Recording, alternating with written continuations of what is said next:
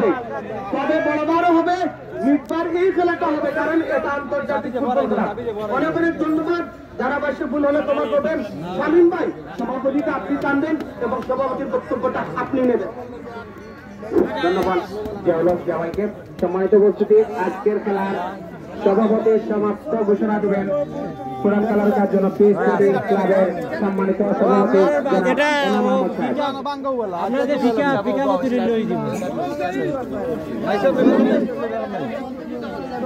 আসসালামু আলাইকুম।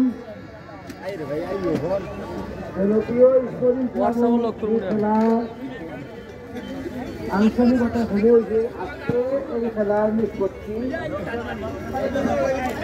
আপনারা আজকে খেলা একদম